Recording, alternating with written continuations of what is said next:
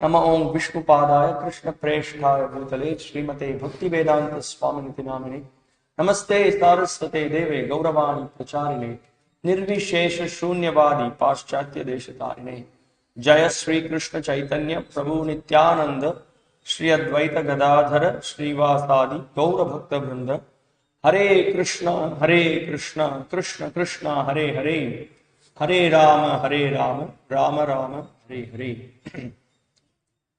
Welcome back. So we are continuing with the chapter 9 of the Bhagavad Gita, right, entitled The Most Confidential Knowledge. So yesterday we discussed up to the verse 25. Before we get into the section of the glories of the bhakti, the importance of the bhakti, we will just recollect what we have seen so far. So in the beginning 3 verses, Krishna is explaining how this knowledge is the most confidential knowledge, and also how this knowledge is the king of all the knowledge. Verses 1 to 3 deals with that. And then Krishna, in the 3rd verse, he also explains that what happens to someone who is not taking up this transcendental knowledge, or the king of knowledge, or the pure devotional service, Mrityu Samsara Vartmani. Then Krishna, from the verses 4 to 10, is speaking about the mystic path, Yoga Maishwaram, how he simultaneously able to create, maintain, and also annihilate, and also he is in his abode, simultaneously spread everywhere also, at the same time everything is resting on him, simultaneously it is not resting on him. All these things are understood by his inconceivable potency, his Achintya Shakti. It's called Yoga Maishwara. And Krishna also is the cause of the creation, and everything is happening just by his will. That also we heard. Then, after explaining from verses 4 to 10 about his Yoga Maishwaram, Krishna goes on to explain who are his worshippers and who are the non-worshippers. So, Krishna explains that Krishna calls them as Moodas, who are deriding Krishna's form. When he comes to this material world in the human form, the Lord, some of them they don't accept Krishna's supremacy. And Krishna calls them as Moodas and Asuras, and also the destinations are also explained, Mogasha, Moga Karmanu, what happens to them. Their efforts through the karma, their efforts of the jnana, and all the other efforts, they go in vain. They become, what is the destination they get? They become Rakshasim and Asuras. That's what Krishna is explaining. Then after having explained about the non-worshippers, Krishna explains about his Mahatmas, or the great personalities, great devotees. Krishna is explaining about them. Krishna is explaining the qualities of those great devotees in 2 verses. And then Krishna goes on to explain about the impersonalists, there are 3 kinds of other worshippers Krishna is speaking about. Ekatvena, Pritatvena, and Bahuda. The impersonalists, and then the worshippers of the demigods, or they tend to worship some imaginary form. And then the worshippers of the universal form of the Virat Rupa. And then further Krishna explains how the Lord is worshipped in the universal form. Through this vibhutis, Krishna is explaining about he is the yajna, he is the ingredients of the yajna, he is to be known by the yajna, he is the object of knowledge. All these things Krishna is explaining. Then Krishna gives the position of the demigod worshippers from verses. So this worshippers of the universal form, the verses are from 15 to 19. And okay, so the impersonalists, or the worshippers of the universal form, they are the verses from 15 to 19 deals with that. And then the demigod worshippers, Krishna speaks about the demigod worshippers from verses 20 to 25. While speaking about the demigod worshippers, Krishna clearly makes the contrast of his pure devotees. Ananyas Chintayanto mam ye jana paryupasate tesham nityabhiyuktanam yogakshemam mahamya. Krishna explains about the unique position of his devotees, how Krishna personally takes care of them. He personally carries what they lack and preserve what they have. So Krishna speaks about that. And also Krishna speaks about the destination of these worshippers. What is the destination of the demigod worshippers, and what is the destination of those who worship Krishna. And Krishna, yesterday in the verse number 26, we also understood that Krishna Krishna is also giving the reason why it is like this? Why it is Avidi Purvakam? Why the worshippers of the demigods is Avidi Purvakam? Because Krishna is the real Bhokta. So that we saw. Bhokta cha Prabhureva cha. Krishna is the real Bhokta. So we saw up to that.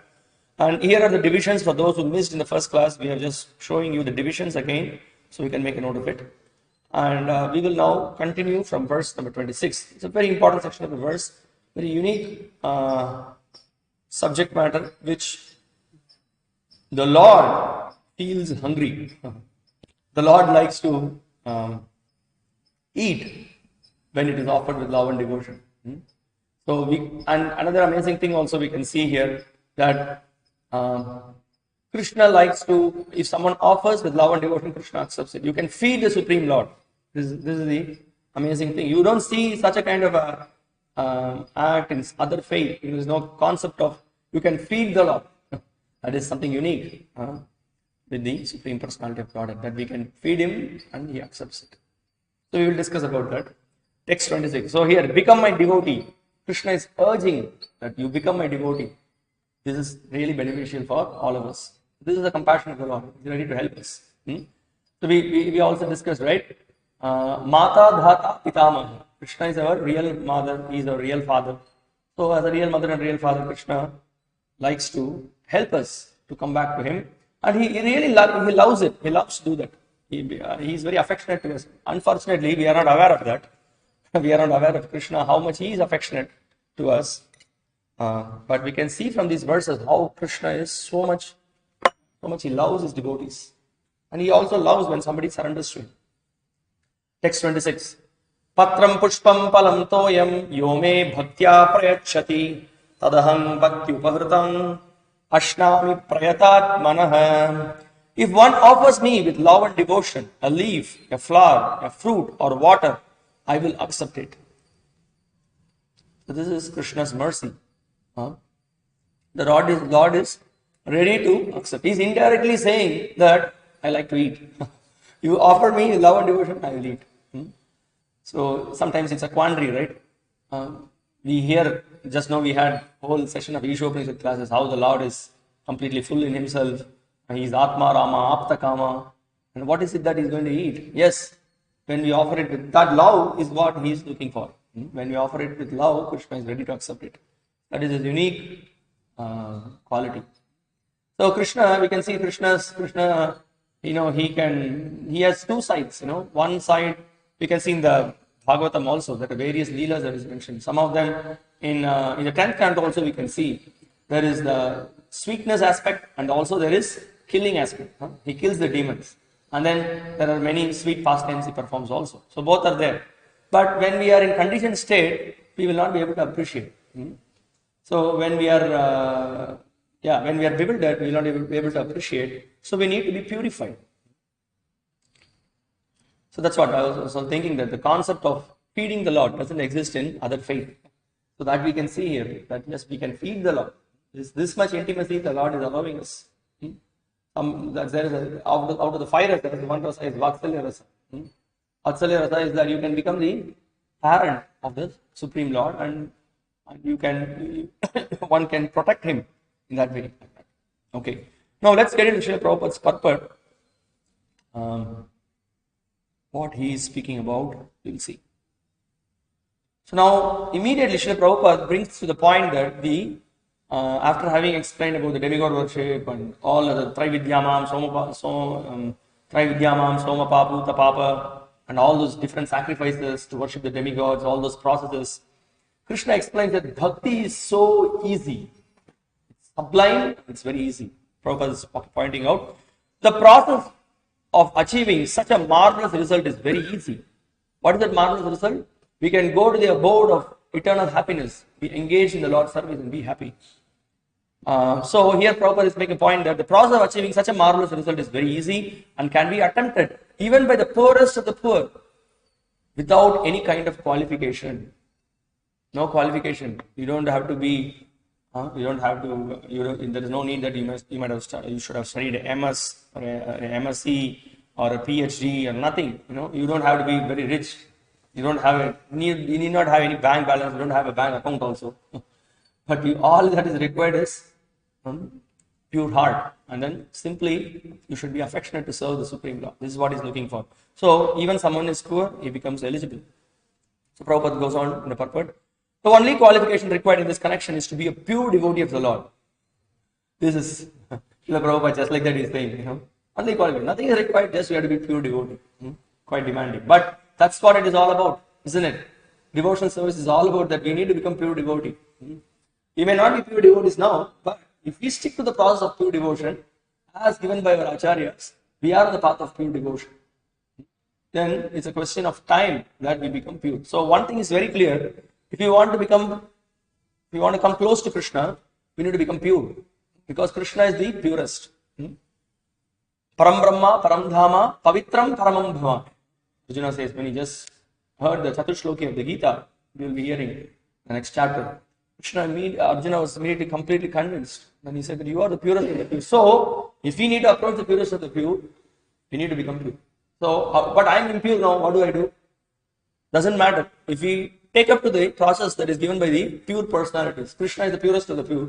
In Parampara, his devotees are pure personalities, great acharyas are the topmost pure personalities. When we stick to their instructions, follow the instructions given by them, we become pure. So that is the whole point.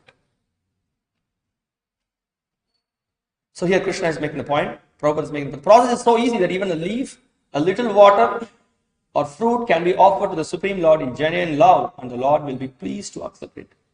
No one therefore can be barred from Krishna consciousness, because it is so easy and universal. Who is such a fool that he does not want to be Krishna conscious by this simple method and thus attain highest perfectional life of eternity, bliss and knowledge? Prabhupada here is really, kind of urging, wow, are you mad? You must really be a fool if you cannot take up such a simple process. Simply offer with love, Krishna accepts it. That's what Krishna is looking for. Krishna wants one loving service and nothing more. Krishna accepts even a little flower from his pure devotee. He does not want any kind of offering from a non-devotee. He is not in need of anything from anyone because he is self-sufficient, and yet he accepts the offering of his devotee in an exchange of love and affection.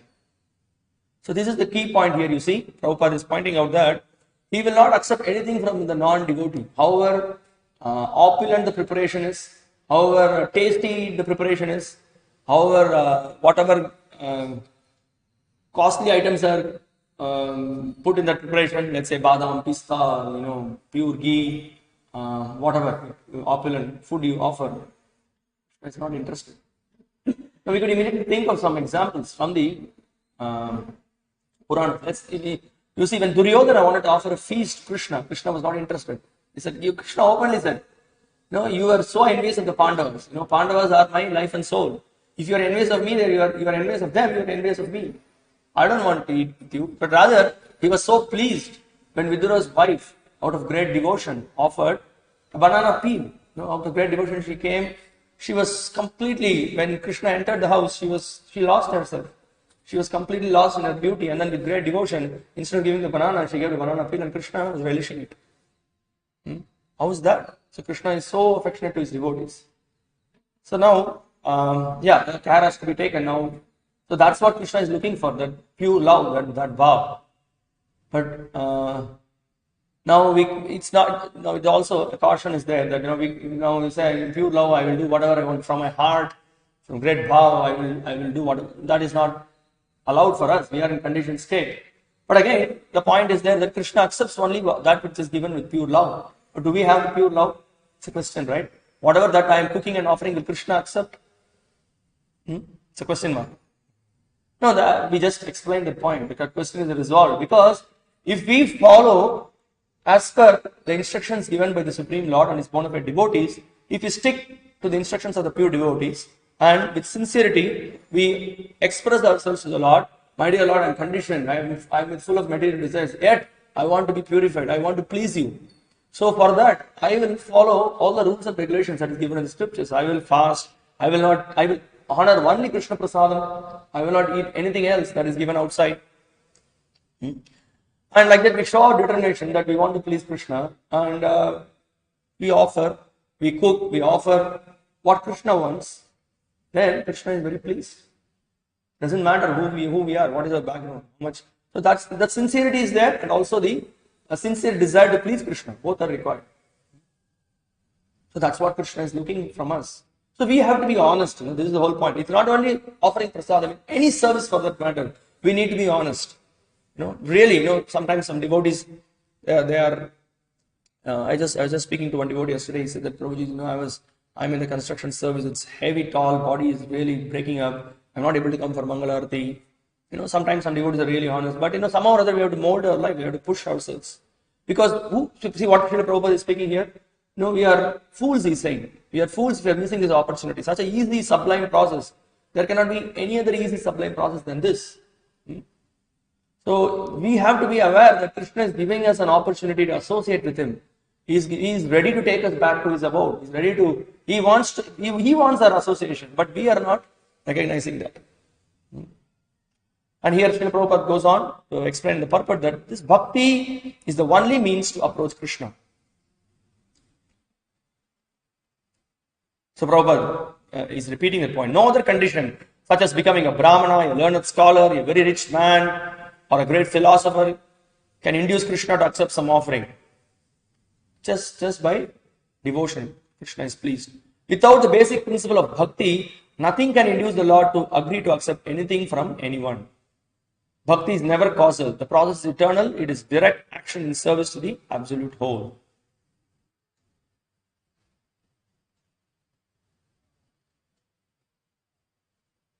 Now, Srila Prabhupada goes on to explain, now you need to, in bhakti, process of bhakti, you want to please Krishna, then you need to know what will please Krishna. This is devotion. Pure devotion means, rather than trying to satisfy what I want, and then after doing everything, I say, Sri Krishna Arpanamastu. Rather than doing that, you know what pleases Krishna. So then, that's devotional service. We hear from the bona fide devotees, we hear from the spiritual master, what is pleasing for Krishna, and then you do such an act, you do that act. That is what Srila Prabhupada is pointing out here. If one wishes to engage in devotional service to the Supreme in order to be purified and to reach the goal of life, the transcendental loving service of God, then one should find out what the Lord desires of him, not that what is our desire. Well, that kind of accommodation is also there. That is not pure devotion. I like this, so I want to do this. Well, I will offer it to Krishna. Well, that's not the pure devotion. That we will see in the next verse. Still, there is devotion there, but pure devotion is what Krishna wants. What he desires, we offer. If Krishna says, you can offer this, you can offer. But Krishna doesn't say that you can offer meat, you can offer, you can offer, what do you call that? Nowadays it's become very popular. Mushrooms. Yes. I would like to take mushroom soup, but you don't see any pure devotee cooking mushroom for Krishna.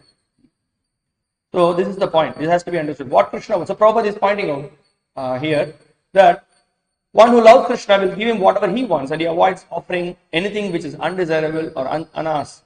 Thus meat, fish and eggs should not be offered to Krishna. If he desired such things as offerings, he would have said so. Instead, he clearly requests that a leaf, fruit, flower and water be given to him, and he says of this offering, I will accept it. Therefore, we should understand that he will not accept meat, fish and eggs. Vegetables, grains, fruits, milk and water are the proper foods for human beings and are prescribed by Lord Krishna himself. Whatever else we eat cannot be offered to him, since he will not accept it. Thus, we cannot be acting on the level of loving devotion if we offer such foodstuffs. So this is the key point. You see, again and again, Prabhupada is making the point. What is pleasing for Krishna? What is loving devotion? What is pure devotion? Because that is what will please Krishna, and that is what will satisfy the jiva also. Nothing short of pure devotion can satisfy the spirit soul. This is a very key point in this entire chapter to be understood. Nothing else. Our abilities, our talent, our proclivities, whatever that we have, the key point to be understood is that we should engage all our propensities, whatever, simply to please Krishna. Then our life is perfect.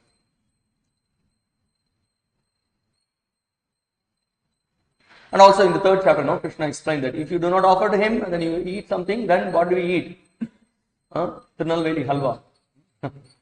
But Gokul Prabhu used to say, it's not, but Tirunelveli halwa is very tasty, but you get Tirunelveli karma, you get the karma along with it. That's what. There may be so many things, one devotee is telling me, Prabhuji, without no onion, no garlic. I will say Sri Vishnu, Sri Vishnu, Sri Vishnu, and then I will take. Krishna is not some purifying machine. Just press the button and then he purifies things. That should not be our attitude. This is the whole point. Our attitude should be what Krishna wants. What Krishna wants from us. And also, it's not that whatever we want to offer, we will offer and Krishna accepts it. No. So this is the key point here. In this shloka, you see, Krishna explains. Patram, Pushpam, Palam, Toyam. Patram is what? Is leaf. Pushpam is flower. Patram, Pushpam, Palam is fruit. Toyam is water. So Krishna accepts that no, yome bhaktya prayachati. With devotion you offer it. Tadaham bhakti uparatam ashnami prayatatmanaha. So we will see these keywords. Ashnami, I eat prayatatmanaha. With one that is offered with pure body, pure mind. And two times Krishna is repeating this word bhakti here. So he is emphasizing, this is what I am looking for. The pure devotion with which you offer I am looking for. So that's why immediately goes, so bro, can we eat this, can we eat that, can we eat this? Learn from the tradition, learn from the previous acharyas. What is it that they are offering to the Lord? What can be cooked for the Lord? So, bro, that is too much high standard. But if we want Krishna, then we need to understand how to please Krishna. What will be pleasing for Krishna? And such nice, excellent preparations can be made and then offered to the Lord, and then we honor it. So that should be our mood. Now, here again, Srila Prabhupada goes on to explain about another important philosophical understanding. Important understanding of Siddhanta. Krishna is a person. He eats, yes. He has an amazing potency that he can eat everything and then he can leave it as it is. This is again a yoga mission. This is possible for Krishna. Inconceivable potency. You offer full plate of the bhog, and then Krishna accepts it. Now, the key factor is when it is cooked with love and devotion. I think some of you may know in our movement there is His Grace Rasraj Prabhu. Once he was traveling in a flight, and then the air hostess or somebody was trying to offer something. Then the person who was sitting next to him, he said that no, he will not eat. He will not eat that. He knows about Hare Krishna. He will not eat. He will eat only prasadam. Then immediately Rasraj Prabhu added or corrected the statement. Not just prasadam that is cooked with love and devotion. Cooked with love and offered with love. So these are two key factors also. So much is there that when you cook for Krishna, everything should be spotlessly clean, and the preparations we should try to prepare with proper consciousness, cooked with love, and we should know seasonal. What is seasonal fruits to be offered?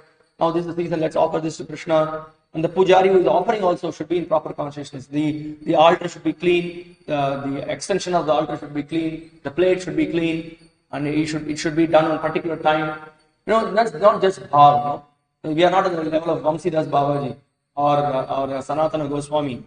We have certain rules and regulations to be followed. That is sadhana bhakti. But everything should be done precisely, very nicely, and the key factor. So many, in the preparations, many masalas you would have put, but the most important masala is the bhakti masala. That's the most key factor. That should be there. If that is missing, why Krishna should take from us? But when you offer with love and devotion, immediately it attracts Krishna. We will see in another commentary, Prabhu is pointing out why. See, Krishna is so much offering is happening. Every day there are so many devotees offering. In Jagannath Puri, every day there is Chapan Bhog, 56 preparations. And again offering is on and on and on. How one can eat? That is Krishna's potency. He can take unlimited amount from unlimited number of people and he can reciprocate with them simultaneously.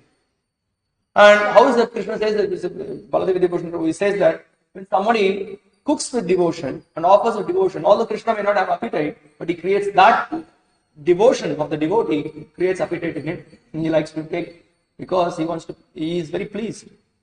This is the key factor.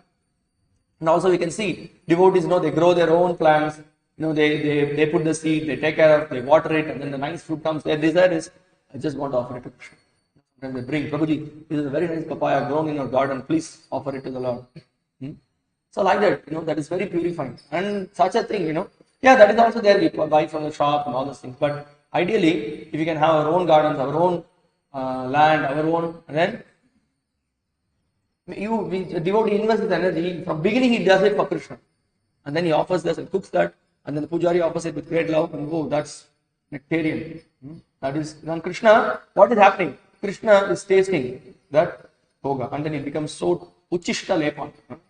That is touched by the lips of the Lord, and that is, the saliva has touched it. The devotee has got so much faith. That's why we don't want to waste one drop of prasadam. We want to train our children also. Not just, I don't like it, you throw it. Don't throw anything. One drop of prasadam is Krishna's tremendous mercy. Who can get it? So many jivas are suffering in this material world. They don't get the mercy of Krishna. So what is that? It's Krishna's mercy. Not even from Krishna, it's prasadam. So always Purma Prabhu used to say, don't underestimate the power of prasadam. Prasadam can change the lives of people. Okay, that's again another big subject matter. So we will come back to this point here. So Prabhupada is making the point here that this proves that Krishna has got senses. Unless somebody has got sense, how one can eat? So Krishna can eat with his eyes. He can create. He can create through his breathing. That's what is happening, right? When the breathing of the Lord, and then the Vedas are coming out. So Krishna can do multifarious things. His senses can do multifarious activities. Not that, for example, with eye we can only see, but Krishna can eat with eyes also.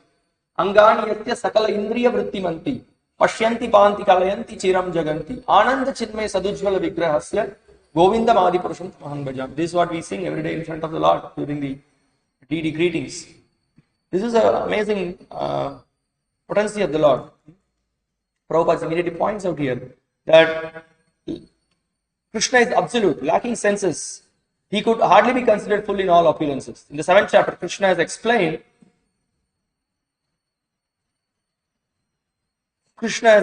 that he impregnates the living entities into material nature. This is done by looking upon material nature.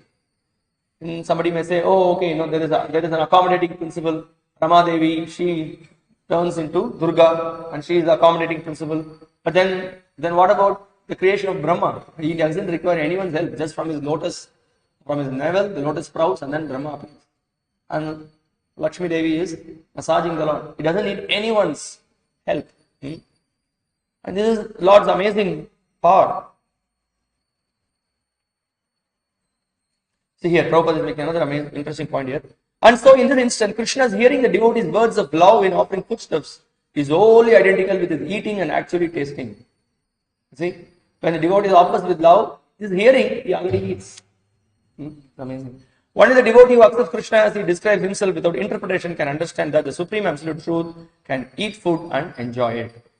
So now devotees have no problem. When they offer it, that's why you see, they know Krishna is a person. So everything, when they bring the bhoga, it is covered, nicely covered. They don't want anybody else to see. You're cooking it for Krishna. It's so personal. It's a very personal service. Offering the bhoga to the Lord. We have faith that Krishna is present. He's here, right here. And then Krishna reciprocates to such devotees. Otherwise, he will remain as a stone or a metal. He will remain like that. Okay. Now let's see the commentary by Srila Vishwanath Chakravarti Thakur.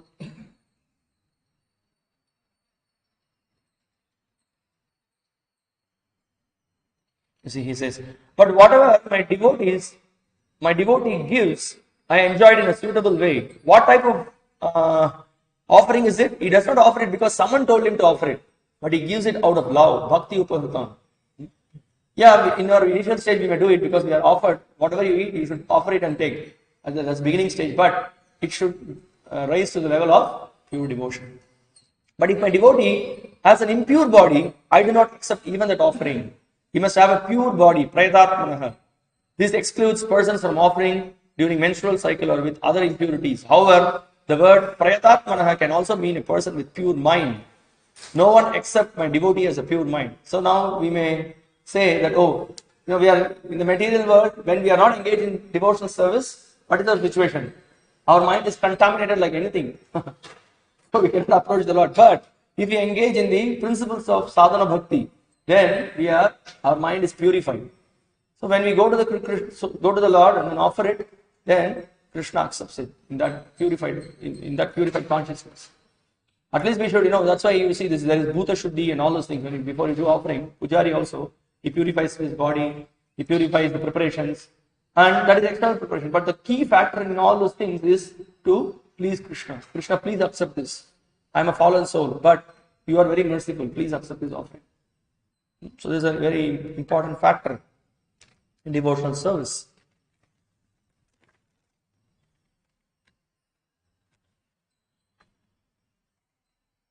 So that is the difference, and others, they contemplate on whatever they cook, they even before cooking is done, you can see karmis, they try to taste it, they try to put it in between the mouth, or after preparation, or you can see in some videos, recipe videos, oh, this is really tasty, and then they put it in the tongue, but devotee will never do that, will never even look at it, he knows it's simply cooked for Krishna. So this is a key point. These are all some simple rules, but these are very important rules. Otherwise, it will end up in offense. So we need to be very much aware of it and be cautious in what we are doing.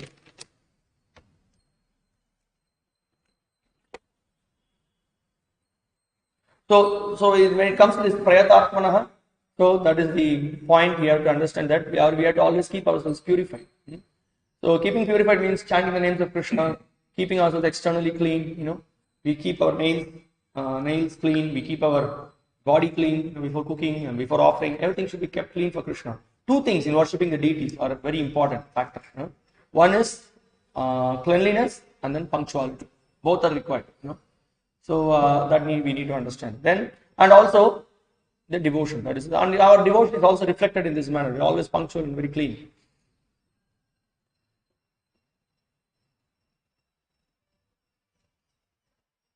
See, as I already told you in the class, or the meaning can be being hungry and thirsty because of my love for him, I eat everything that offered under control of his devotion, without considering whether it is edible.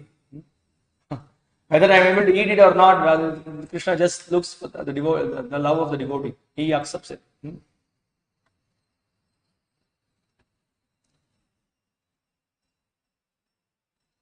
So another key point here, Baladev Devotion is speaking.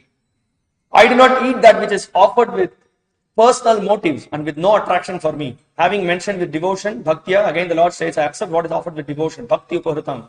The intention of that is to show that bhakti alone satisfies the Lord. He does not gain satisfaction from a person being a brahmana or performing great austerities.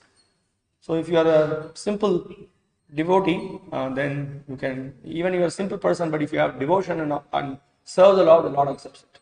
There are so many stories and incidents in the Puranas which shows that how by simply engaging in pure devotional service, the Lord is pleased.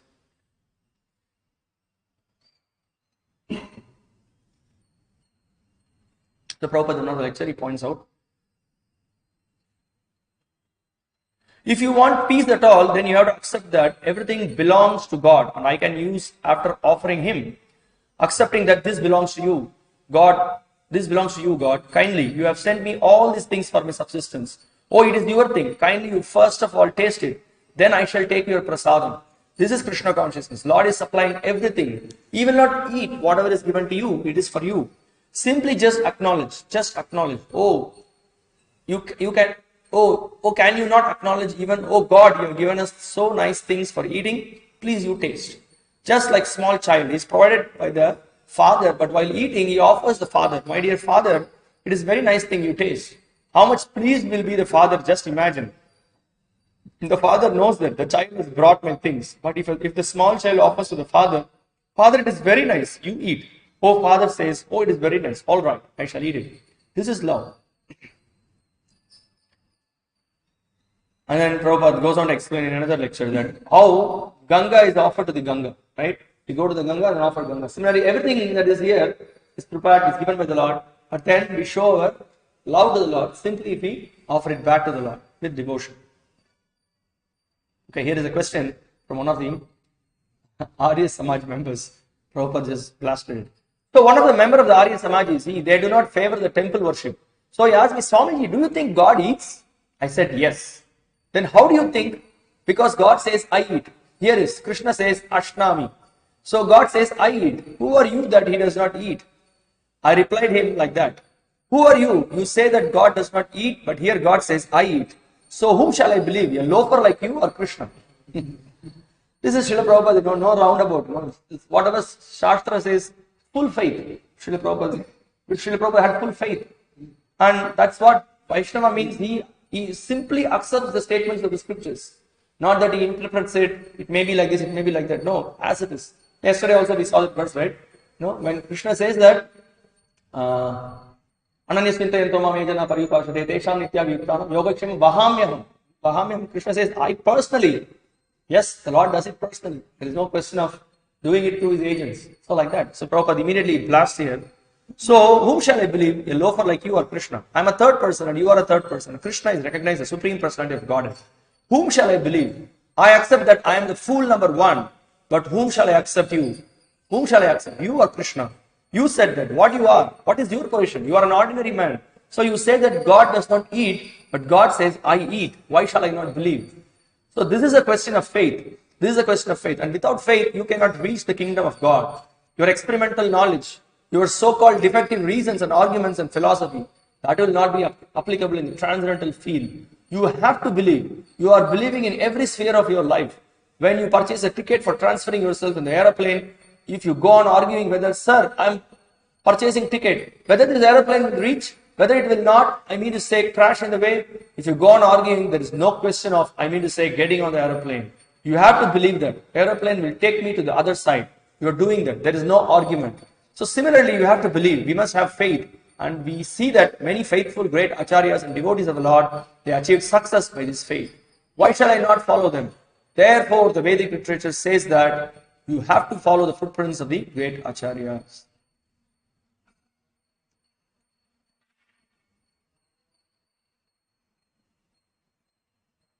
Okay, so this is the point. I just want to just relate one incident to remind. Also, we can see there are several incidents where, sometimes the Lord, there are many stories like that. But I'm just trying to tell one philosophical point that sometimes, they offer to the deity the bow, the great devotion, the pujari offers it, and the Lord, sometimes after the offering, some things are missing in the plate. Sometimes the Lord shows that, hey, I'm here, watch out, be with attention to perform, the Lord does it. And also, there is one incident, famous incident this happened maybe in the 1975 or something like that, in our Bhakti-vedanta manor, Radha Gokulananda temple. The devotees management decided to offer. There was any money. Everything was so difficult. They could not offer a nice vogue to the Lord. But the management decided that whatever may be the situation, whatever we have, we will offer first-class preparations to the Lord. So from that time, they increased the offering. They made all very opulent preparations to the Lord. But the devotees will take simple preparation only. There may be some simple khichdi. The night time, they were serving some cabbage and potatoes and like that. But offering that goes to the deities, apart from this preparation, very nice offering they started making to the deities. So it went on for some months like that. And then, after a short time, they realized that they could not put the dress to the deities. The dress became short. So the Lord is reciprocating. We should not think that these are some that's what Srila Prabhupada, the installation lectures, I think in Los Angeles or sure. In one of the lectures he said that if one who has got the eyes of devotion and engages with pure devotion in the service of the deities, he will be able to see Krishna speaking to him, Krishna reciprocating with him. But if he looks at the deities as stone or a metal, he will remain as a metal or a stone. So this is the point. So devotion is the key point here. Okay. Now let's go to text 27. Yat karoshi yad ashnasi yad juhoshi dadasi yat tapasyasi kaunteya tat kurashvamadarpanam. So Krishna says is karoshi, whatever you do, ashnasi, whatever you eat, juhoshi, whatever you offer, dadasi, whatever you give, and whatever austerities, tapasyasi, and all these things you do it as an offering to me. Krishna is now speaking that you just do it as an offering to me, and that is the best way you can make advancement. So here, Srila Prabhupada immediately the purport is pointing out that it is the duty of everyone to mold his life in such a way that he will not forget Krishna in any circumstance. You can see another purport in the 18th chapter of the Bhagavad Gita. Krishna again points out the same thing. One should mold his life in such a way so that he can 24 hours think of Krishna. In fact, this is the goal of devotional service, to be always absorbed in Krishna. So what is the essence of all the scriptures? You study all the Vedas, you study all the scriptures, what is the final conclusion? Huh?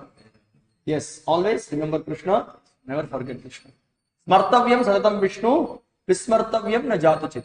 Sarve vidhi nishedasya etayor eva kinkara. Yeah, so we have to, all the rules and regulations are subservient to this primary rule. What is the primary rule? To always remember Krishna and never forget Krishna.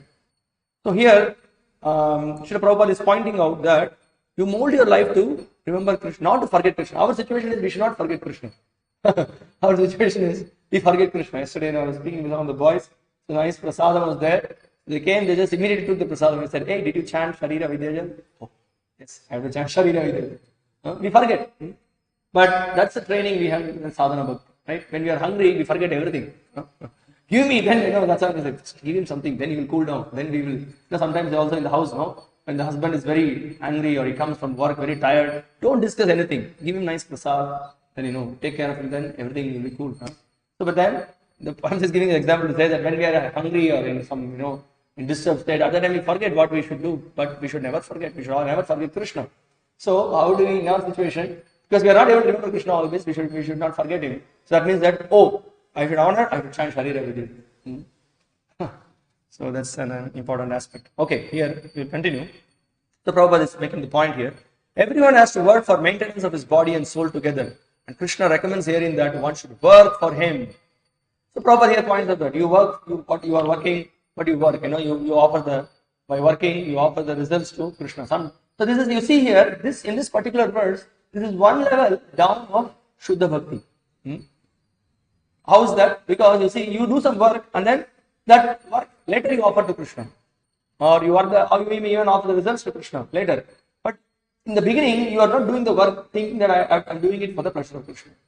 You may, okay, this is the thing, I would like to make Chakra Pongal today. Or I like chikus. I will offer this, I'll buy and offer it to Krishna. Okay? But maybe there is some other seasonal food which is very nice. Maybe you may not like that. Just giving a very gross example. So, what is the difference between Shuddha Bhakti and any kind of mixed Bhakti? So, but the good point is that he will not take without offering to Krishna. He will offer it, but he will offer things of his own choice. You able to understand?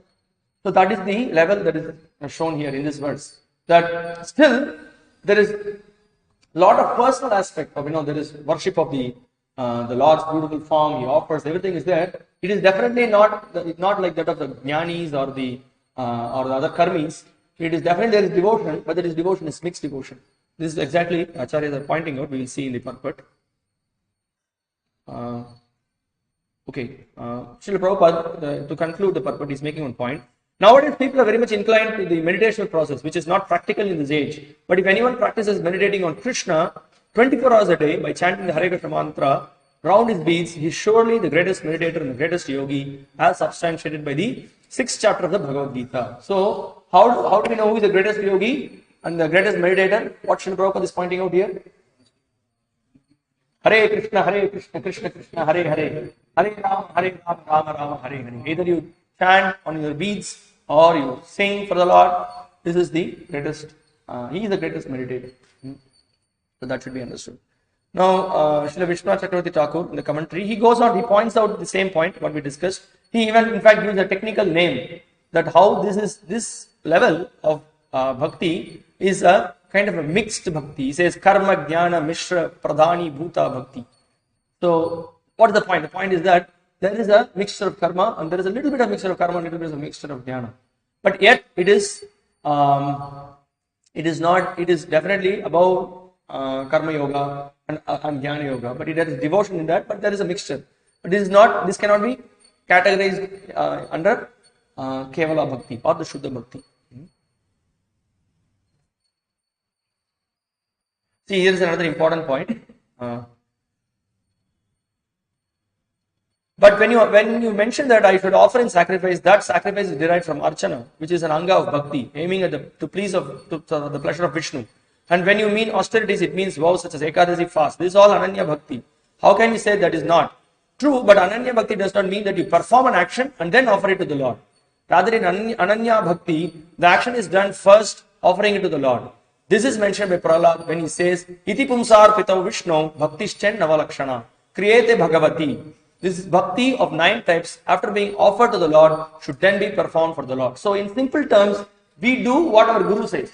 This is pure bhakti. When the Guru says us to do something, we do it. Not that I want to do this and then we get an approval. No, that is the next level. But the pure devotion means our life is more kaya, our body, mind and words, everything is engaged in the Lord's service according to the pleasure of the Lord. This is the definition of pure devotion service. Are you able to follow? This is an important point here. The difference here between the pure devotion and one level down here in this Yat Karo Chetosnasi verse. So that is what is being pointed out here.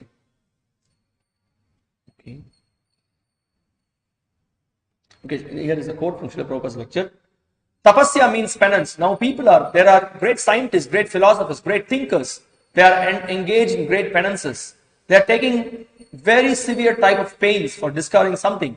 We have got that tendency, just like we have discovered this atomic bomb, that required some penance or austerity. But Krishna says that don't discover atom bomb, but discover me. If you are painstaking, if you are so great scientist, discover me. Oh, that is not possible. We can kill, that is possible. So this is going on. So, yat tapasyasi kurushva madarpanam. Everything should be done for Krishna. That is the greatest civilization. That is the perfection of civilization. That is peaceful civilization. Everything for God. This is the point.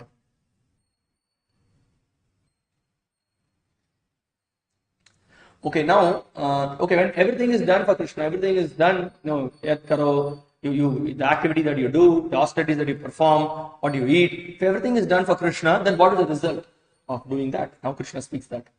Text 28. Shubha Shubha Palair Evam Mokshase Karma Bandhanaihi Sanyasa Yoga Yuktatma Vimukto Mam Upaishyasi. Krishna says, in this way you will be freed from bondage to work and its auspicious and inauspicious results. With your mind fixed on me, in this principle of renunciation, you will be liberated and come to me.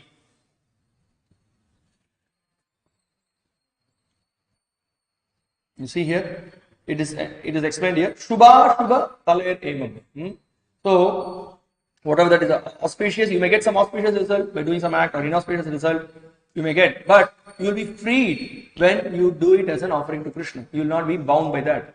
And then, Sanyasa Yoga Yuktatma Vimukto Mam Upaishyasi. Then you will not be bound by that work, and in that way you will be able to be fixed. Because of having fixed our mind on Krishna, we will be able to be freed from our attachment to the matter.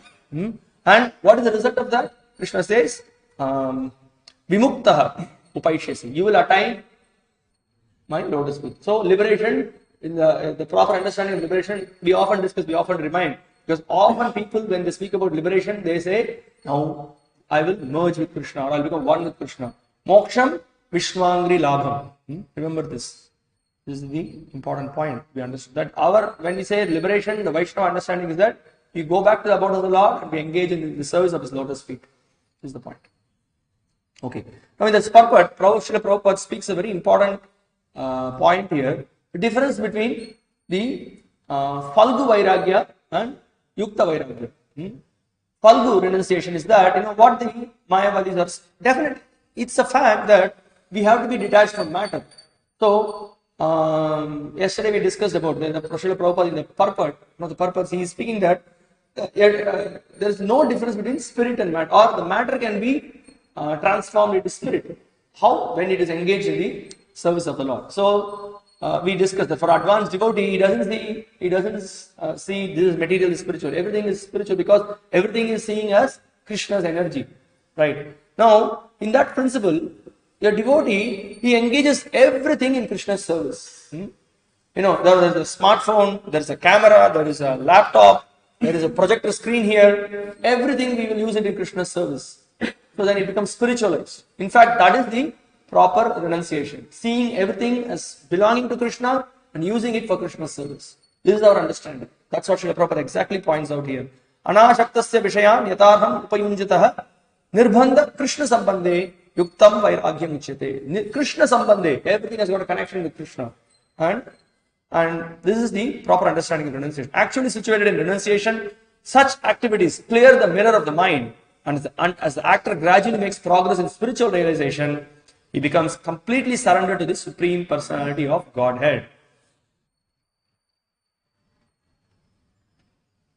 So Srila Prabhupada also points out here in this purport that a devotee is going back to the abode of the Lord. He goes back to the planet of the Lord and is directly engaged in the service of the Lord, in the association of the Lord and his devotees.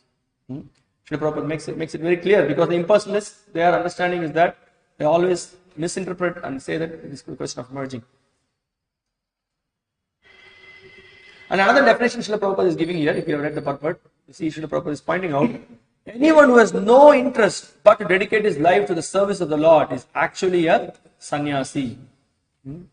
Such a person always thinks of himself as an eternal servant, dependent on the supreme will of the Lord. Remember, Srila Prabhupada also in one of the purports, in the 18th chapter, I think, he points out that somebody may be working in a factory also, but still he can be considered as a renunciant, sannyasi, because he may be, his entire energy, his thought process, his goal is simply to please Krishna. So actually he is the real sannyasi. One may be renounced also. Just because somebody is renounced doesn't mean that he is fully absorbed in Krishna. Your renunciation should be seen by how much he has developed love for chanting the holy names of the Lord. How much he is eager to spread the mission of Lord Chaitanya or mission of Supreme Lord Sri Krishna. How much he is ready to give the holy names to others. How much is free from sense gratification. When we are seeing these verses, we can also see that when specifically a Vairagi, a person who is a renunciant, he should not enjoy opulent food. That is also there. It is explained. Jagadananda Pandit gives a warning. He just read it in the Nectar of Instruction, right? Srila Prabhupada quotes from the Prema Vivarta, the entire section. And also a devotee is very careful. You can see renunciants also very renunciants. Not only renunciant, even we may be a grahastha or whomsoever. His intention is to take steps to please Krishna. That's why he will not do anything which will be detrimental in the service of the Lord. So somebody may be very lazy. This laziness can kill us in Krishna consciousness.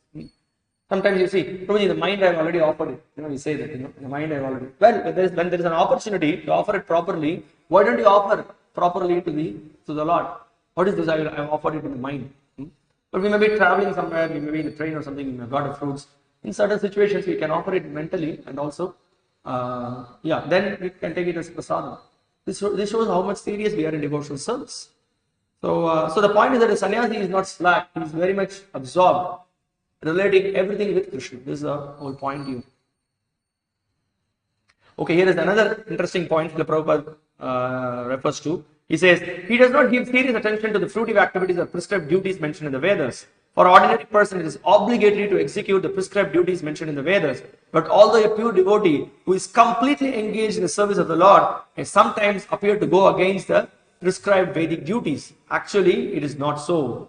How is it that, this boy who is very young, he joined the Hare Krishna movement, he has great responsibilities, he should have taken care of his parents, he should have taken care of his relatives, he has a great debt to the nation, so many things, he should produce progeny, everything he discarded and joined the Hare Krishna movement. And what the Vedas say, Krishna himself says that, we have to respect the parents, everything is given, but how can one transgress the law that is given in the Vedas?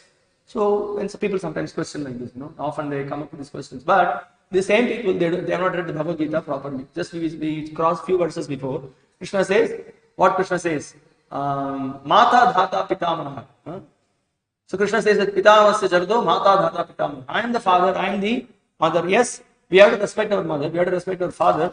But then even our mother and father, who created our mother and father? Their mother and father, you can say. Then if you just trace like this, so who is the original father? Krishna is the original father. He is the original mother. So we need to acknowledge, if the parents are not allowing us to engage in Krishna's service, that means they are in Maya. We respect them, but at the same time, our eternal activity of engaging in Krishna's service, that we cannot give up.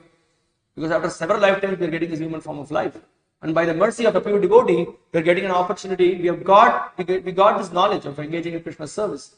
So there may be so many duties we may have that in the very first chapter of the Bhagavad Gita, in one of the purports, in the concluding verses, Srila Prabhupada is pointing out that he is immediately quoting from Bhagavatam, and then he is explaining that that our greatest responsibility, or whom we are indebted to actually Supreme Personality of Godhead. By simply serving Krishna, we are pleasing everyone. Gato mukundam parihritya kartum. How does that verse begin? Devrishi bhutap nrinam pitrinam. Na kinkaro nayam rinicha rajan.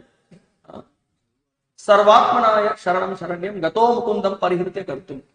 So simply by serving the lotus feet of Mukunda, we are everything. All the rishis, our forefathers, the king, all the great preceptors, everyone is pleased simply by serving Krishna. So this is our philosophical understanding. So many times people do not understand. They think that the Hare Krishnas are crazy. No, actually, those who are engaged in the service of the Lord, they are the normal people. Everyone else is crazy actually. That is what is the fact. So that's what Prabhupada is quoting here. So people do not understand the activities of pure devotee. So he says, Taro Bhakya Kriya Mudra Vigneha Na Bhujya. So nobody can understand the activities of a pure devotee. So Prabhupada concludes this purport. But who is guaranteed to go back to Godhead? A person who is thus always engaged in the service of the Lord, or is always thinking and planning how to serve the Lord, is to be considered completely liberated at present. And in the future is going back home, back to Godhead, is guaranteed. He is above all materialistic criticism, just as Krishna is above all criticism. If you remember, when we are reading the Nectar of Instruction, one of the qualities that is explained about the Uttama Bhakta, Uttama Adhikari. In the purport, Prabhupada is pointing out, how do we know who is an Uttama Adhikari? Always thinking how to expand the Krishna consciousness movement, or how to spread, always thinking and planning how to serve the Lord, how to give the teachings of the Lord to others, how to save the conditioned people bring them back to the lotus feet of the Lord. So this is pure devotional service.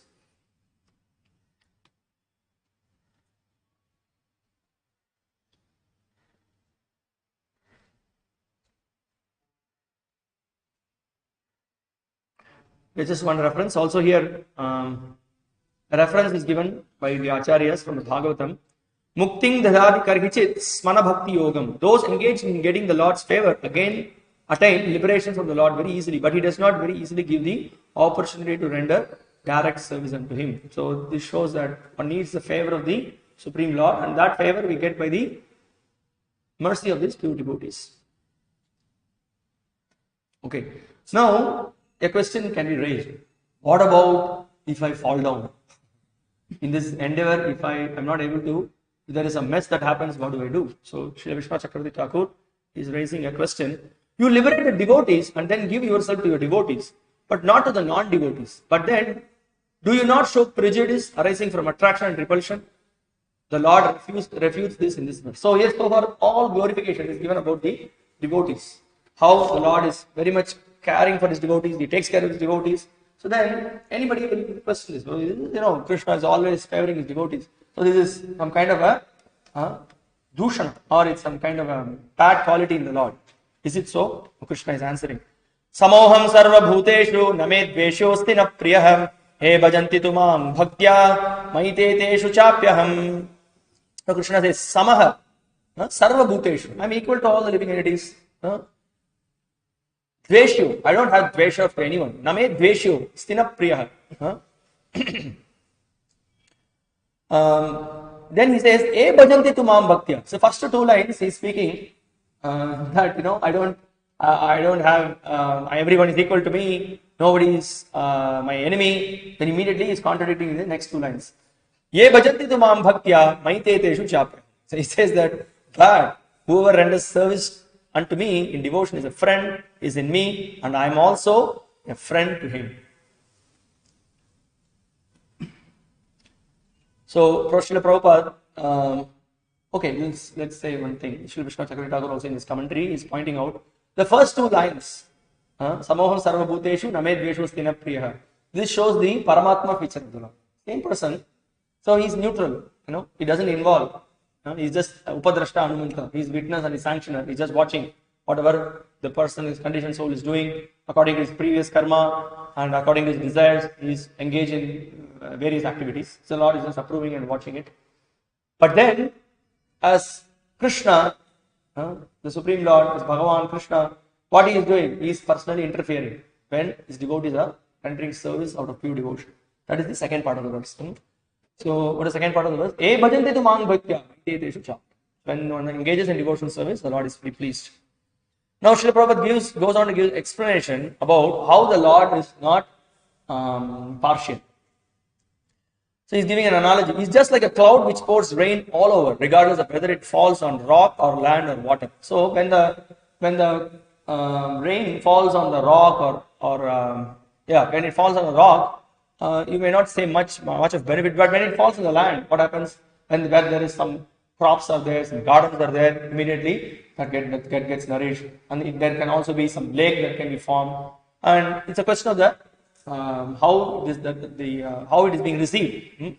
So you cannot say, oh, you see here there is some benefit here, but there is no benefit. You cannot. It's a question of how it is being received. Okay, but for his devotees, he gives specific attention. Prabhupada goes on to point out. He says, Krishna also says, no. Etamam prapadyante tam sataiva bhajamyam. To the degree we come close to the Lord, to that degree he reciprocates. So now, Srila Prabhupada goes on to explain this point of how Krishna is pleased.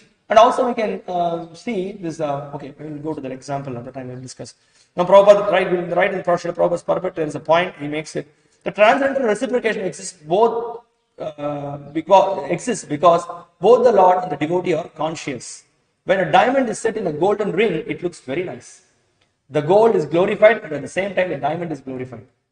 So the Lord and the living entity eternally glitter.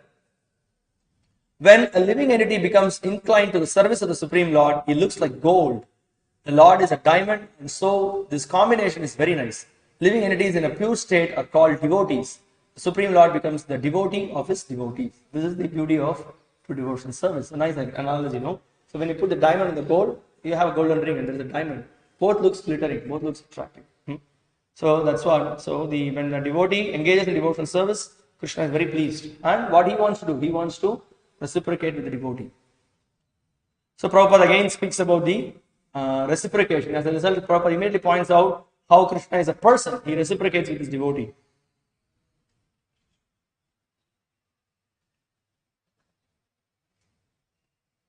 So Srila Prabhupada also compares it to the desire tree. So the desire tree supplies whatever we want. Similarly, Krishna reciprocates with his devotee.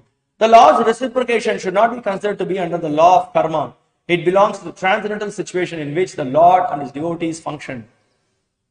So the Lord is not bound. I have worked very hard. Now you have to reciprocate. You have to do it. It's not necessary. The Lord is bound only by the pure devotion. He's not bound by our stiff following of rules and regulations. Not necessary. So that's the point Srila Prabhupada is making here. And he concludes the purport. Devotional service to the Lord is not an activity of this material world. It is part of the spiritual world where eternity, bliss and knowledge predominate. So devotional service is completely on the transcendental platform. We may be in the material world, but still when we engage in devotional service, we are not covered by Maya. Because wherever there is sun, there is no question of darkness. Krishna Surya Sama, Maya Andaka, Yahan Krishna Tahan Nahi Maya Re Adhika. So this is what is the point. Wherever there is Krishna, there is no question of darkness. There is no question of ignorance. Similarly, where there is sun, there is no question of darkness.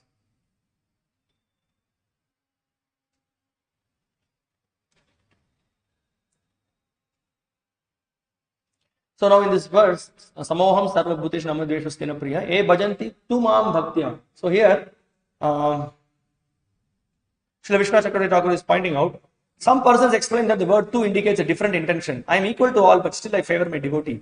Thus it means that the Lord has some prejudice, classified as affection for the devotee. But they explain in the Lord, this is an ornament or enhancement, not a fault. This we explained before. This is bhushana, not dushana. The affection of the Lord for his devotee is well known. He does not have affection for the jnani or the yogi, just as other persons have affection for their own servants and not for the servants of others. The Lord also has affection for his devotees and not for the devotees of Shiva or Durga. Now we can even see by common example, there are 10 children playing around and the mother gives sweets to everyone. But when his own son comes, the mother may give him more sweets. And can you say that, oh, it is not proper? No, because the child very nicely obeys the instruction given by the mothers and she follows and she is very affectionate. naturally she gives more sweets. Similarly, when we acknowledge the Supreme Lord, we abide by Him, we serve Him with love and devotion, naturally Krishna reciprocates. So there is no question of partiality. We may say partiality, but that partiality is acceptable. That is natural. That shows the love the Lord has for His devotees. He's not impersonal. He is a person. He reciprocates. Is the point. And also a very interesting point is given by the commentary of the Srila Baladev Devotional Prabhu. He says, it's quoting from Bhagavatam and giving a reference. Bhagavan Bhakta Bhaktiman. This is the definition. The Lord has bhakti for the devotee. This is the beauty of the Lord.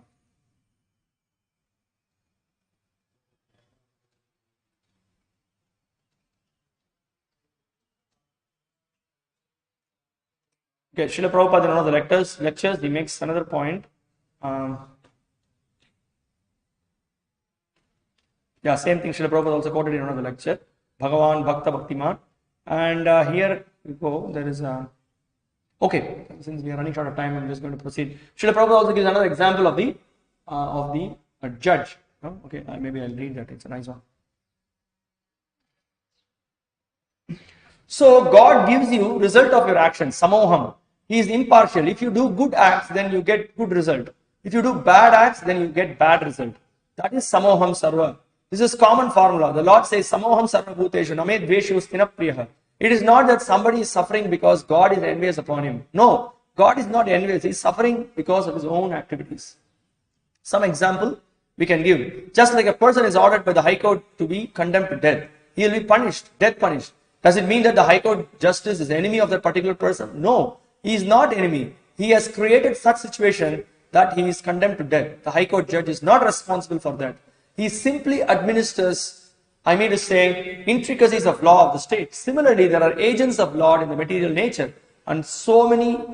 There are agents we do not know. But here in the Shastras, we have the Yamaraja, or there is Justice Department. Everything is there. So he's neutral. It is not that God is kind to somebody and unkind to some other. No, his position is always neutral.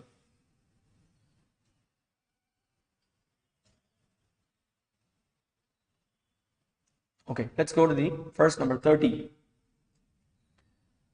So here now, Srila Vishnu Chakravarti Thakur points out, my quality of being controlled by pure bhakti is my very nature and cannot be given up.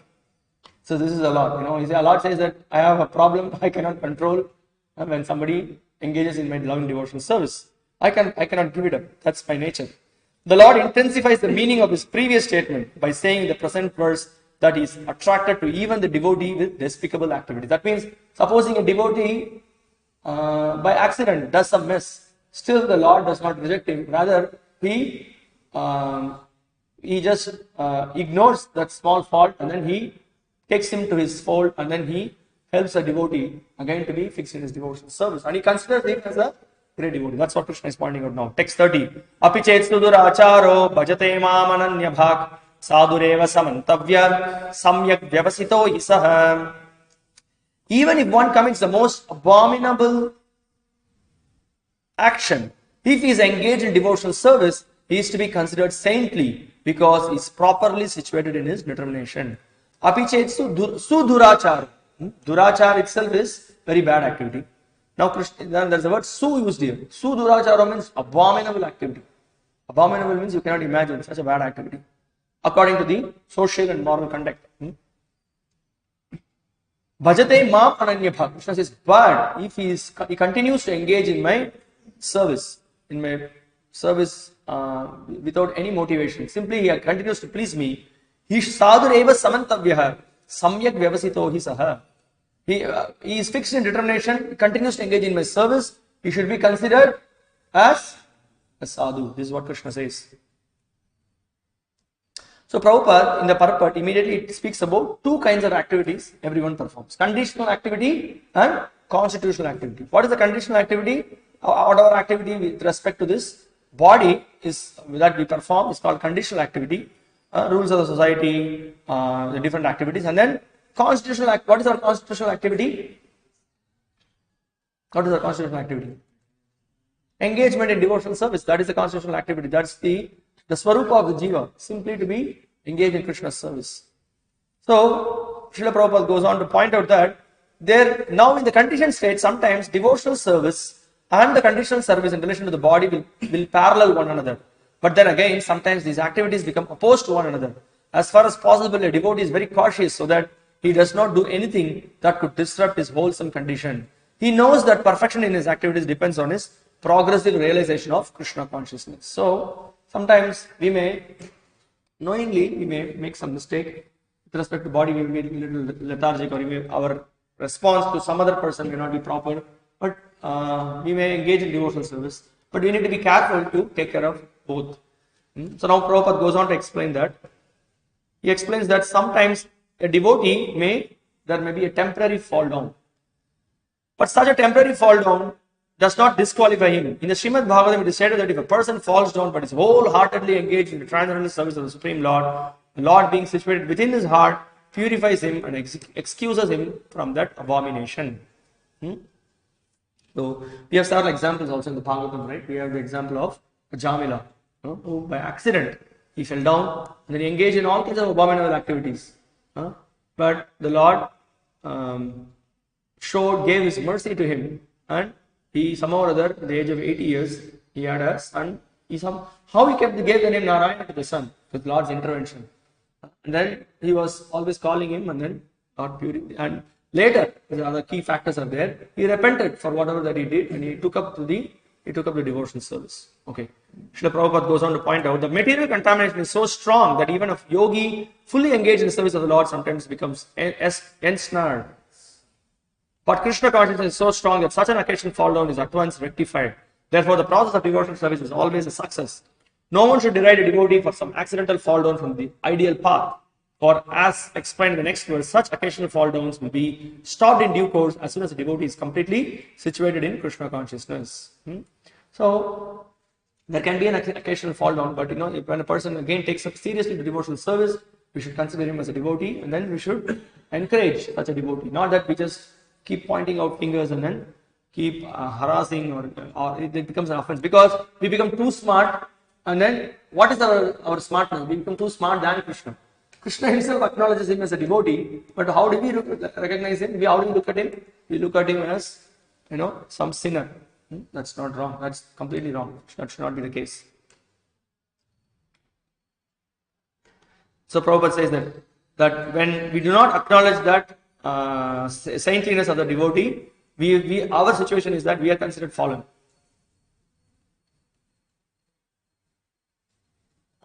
Now Prabhupada also makes another reference here, that he says, you see, there is the moon. In the moon there are some spots. But the rays of the moon, it spreads the nice rays of the cooling rays. The moon spreads cooling rays. But nobody points out, you see, there is a spot in the moon. Nobody says that. So similarly, there might have been some deficiency, but we should not take that into account. We should just ignore that. That is the reference he gives from the scriptures. Prabhupada immediately is quoting from Nrsimha Purana and makes the point that one should not be carried away by the little faults, minor faults, and one should consider the devotee who is steadily taken to the path of bhakti, continues with great determination in the path of bhakti, to be a saintly person. So that is another important factor. So Prabhupada goes on to explain that very important point for us. There are a lot we can speak on this verse, but key points let us try to remember. So now Krishna said that even if someone is engaged in abominable activity, one has to be considered a saint. We should not misuse this. Prabhupada is giving a warning, saying here, you see here, this verse only refers to an accident due to the strong power of material connections. Devotional Hridaya Daurbalyam, one can fall prey to Hridaya Daurbalyam. Somehow one has gone astray. So then somehow he has realized his mistake and he has come forward and engaging in devotional service. We should encourage such a person. Now we should not misuse this statement of Krishna also. Then that becomes what? What offense that becomes? Krishna has anyway said that abominable activity, I can chant Hare Krishna after that. Everything will be taken care of. Namno dharadesya hi papa buddhir na vidyate tasya yameri shuddhi. So this is the 7th offense. To commit sinful activities on the strength of the holy name. I will chant Hare Krishna and then get myself purified. But somebody has done some mess, but with great feeling, and he said, oh, too much, I messed it up. I should have restrained, I made a great mess. And he falls at the feet of the Guru, falls at the feet of the Vaishnavas. He sincerely repents, he offers prayers, he performs austerities. After that, he sincerely repents. We can see in Ajamila section how he sincerely repented. So then engages in devotional service. Engages in all kinds of service, engages in menial services, whatever is given, he is ready to do. Such a devotee is considered to be a sadhu. So here Prabhupada is giving a warning. But he says that as long as one is not strong enough to fight the illusory energy, there may be accidental fall downs. There can be, even on the royal road, there can be accidents. You will see one of the purport Srila Prabhupada points out. Anything can happen. That's why we should be very cautious. We should be ready to hear always, chant the holy names attentively, always to be in the association of devotees. In spite of that, there can be sometimes, we should never think that, I have conquered Maya. That is the greatest, already fall down the starting. If you think that now I am not susceptible to Maya, that means already we are in Maya. So it's a divine energy of Krishna, not so easy to overcome. But at the same time, if you are constantly, like we heard the other day, if you are constantly praying to Krishna, Krishna, please protect me. I am very weak. I need your shelter. If you constantly pray and chant Hare Krishna and engage in service, you will always be protected. Maya cannot touch us in that situation. So no one should take advantage of this verse and commit nonsense and think that he is still a devotee. If he does not improve in his character by devotional service, then it is to be understood that he is not a high devotee. So we have discussed the example before also. We said, one Srila Prabhupada in Mayapur, once one fellow was cheating, was stealing. So devotees wanted to give him to the police. Prabhupada said, just give him a chance. It's okay. So Srila Prabhupada allowed it. He said, this should not be done. Devotees corrected him. So one time, second time, I'm not sure. He just 2 times. Second time also he was given chance. But second time he was correct, right? So second time, when he again, after giving so much warning, again he just messed up second time. So Prabhupada said, hand him over to the police. So that's the point, we may do 1 time, 2 times. But if we just continuously keep messing up, then that means we are not serious. We are not taking the message seriously. So that should not be done. Okay, we will continue with, okay, let's go the purport. Let's see if there is anything. The commentary, we will just see. I think most of the points are covered. Srila Prabhupada has covered all those points, whatever the previous acharyas had said.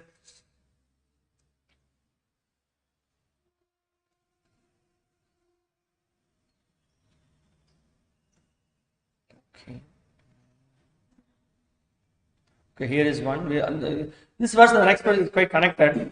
So there is one of the lectures Srila Prabhupada points out. If one takes to that line of activities, Krishna consciousness, then all things, all regulation will follow, just like a servant follows a master. If the master starts, the servant follows. Similarly, these things, rules and regulation that will follow automatically. In the next shloka, the Lord says, Shiprang Bhavati Dharmatma. Because he has taken to the Krishna consciousness, very soon he will be perfect, pious man. This process will help him. Don't be too much anxious. Oh, I am not in such a way. I am not in such a way. Whatever you may be, you just take to this Krishna consciousness. Very easy thing. If you take this Krishna consciousness, chanting Hare Krishna, Krishna Krishna, Hare Hare, Hare Ram, Rama Rama, Hare Hare, very sincerely and regularly as far as possible, by following the rules and regulation, this Krishna consciousness will help you to become a perfect and pious man very soon. Shipram means very soon. Okay, let's go to text 31. So now, Sri Vishnu Thakur is pointing out, how can you accept the worship of such a sinful person? How can you eat the food and drink offered by a heart contaminated with lust and anger? Just you can see in the previous verse, Krishna is Priyatatmanaha. That word is also being used. Then we also heard the commentary. So one should have proper body, one should have pure body and pure mind. So now he's raising the question, how is it Krishna that now this fellow has done a mess? How can you then accept from him? Now Krishna immediately answers, Shiprang bhavati dharmatma tashva chanting nigacchati kaunteya pratijanihi tame bhakta pranashyati. He quickly becomes righteous and attains lasting peace. O son of Kunti, declare it boldly that my devotee never perishes.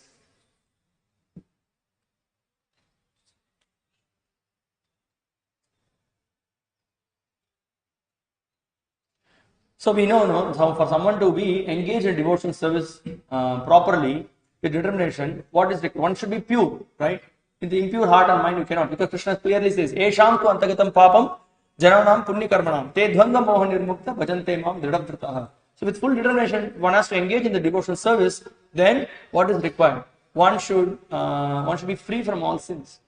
So now that is what Srila Prabhupada is pointing out at the beginning of the purport. But the cleansing process is already there. What is the cleansing process? When one engages in devotional service, is already the cleansing process has started. So whatever deficiency that was there, everything is taken care of because the person has realized. And the most important point is he continues to acknowledge Krishna's supremacy, and he continues to appreciate the pure devotion service, and he continues to engage in pure devotion service. So Srila Prabhupada points out that he does not have to do any other reformation. He don't have to do any other ritualistic ceremonies. He doesn't have to drink hot ghee. Just remember, there is a pastime in Chaitanya Leela where when a Brahmana needs to be Shubhadira. Yeah, he was. I'm not going to tell that story. I'm running short of time. So he was, when the Brahmanas advised him for some prayaschitta for having associated with the Muslims. So he said that you should drink hot ghee. Now when you drink hot ghee, what will happen? What will happen to you? You will die. Who can drink hot ghee? So like that, now somebody can offer you, you have done some mistake, now we have to do a heavy prayaschitta. The prayaschitta is the only thing. Hare Krishna, Krishna Krishna, Hare Hare, Hare Rama, Rama Rama, Hare Hare. So you have to continue to engage in devotional service. That in itself will give him perfection. Now, we will see the commentary of Srila Vishwanath Chakravarti Thakur. He points out the same question that we read at the beginning is asked, that how can you accept Krishna from a person who is contaminated? He says, very quickly becomes righteous. The present tense is used and not the future to express the fact that having committed sin, by remembering the Lord, he becomes repentant and thus very quickly becomes righteous. So this is a key point. We should be repentant. Should not be, everything is okay. No, we should feel bad that we have done it. So naturally, a devotee feels that for the mess that he has done. How unfortunate I am. There is no one as low as I, bringing bad name to the devotees. See, he feels, what a crazy person I am. I brought bad name to the devotees, I brought bad name to my guru. So it's always we are on a very safe path. Before we do something, you think, will this act be pleasing to my guru? Will this act be pleasing to the devotees? We can think like that. Guru sadhu shastra bhakya chittate korya aikya. This should be our mood. Before doing anything, we should always think, will it be good? What is good for me, or what is good for the spiritual master? Is it pleasing for Krishna? That we see, we are in a very safe path. So here, the Lord continues, he will develop righteousness fully, but even right now, it exists in a subtle form. After taking medicine, though the destructive effects of fever or poison remains for some time, it is not considered seriously. Thus, with the entrance of bhakti in his mind, the sinful actions are not taken seriously. So you take a medicine, already the curing process has started. It's a question of time, that's all. And the traces of sin such as lust and anger should be considered insignificant, like the biting of a toothless snake. The analogy gives. So when a toothless snake bites, there is no poison. Thus, he attains nigacchati, complete cessation of lust and anger. Shanti, permanently, shashvat. In nigacchati, ni stands for nitaram, completely. This means that even during the stage of having tendency to commit sin, he has a pure heart. If he eventually becomes righteous, there will be no argument. However, if a devotee is sinful right up till the death, what is his position? Come on, now he's raising another question. What about he is sinful till the death? Then the Lord says, the Lord, affectionate to his devotees, then speaks loudly with a little anger. Lord speaks here, he says with anger. O son of Kunti, my devotee is not destroyed. At the time of death, it does not fall. But arguous with harsh tongues will not respect this. Krishna then encourages the worried, lamenting Arjuna. O Kaunteya, going to the squabbling assembly with a tumultuous sound of drums, throwing your hands in the air, you should fearlessly declare this. Declare what? Declare that my devotee, the devotee of the Supreme Lord, though committing sin, does not perish, but rather reaches success. Arguments defeated, pride deflated, they should undoubtedly respect you as Guru. This is Sridhar Swami's explanation. So here, this is being quoted that, he says that, okay, and I say, because they will say Krishna will say something and do something else. Because Krishna, what he said, he will never take weapons. But when Arjuna was not fighting with full vigor and almost Arjuna was about to be killed by Bhishma, what he did, he became Ratangapani. He took the chariot wheel he wanted to kill. So they said, okay, they will not accept. When I say, he says that I am not honest, I always change words. Arjuna, when you declare, they will accept. Go to the assembly with drums, go and say that, my devotee perishes. So that is the point here. Very nice. This shows how Krishna is so much affectionate to his devotee. He will do anything for his devotee.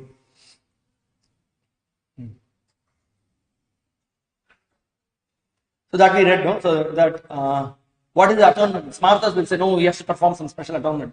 There is no need of any other atonement. Swapada moolam bhajata priyasya.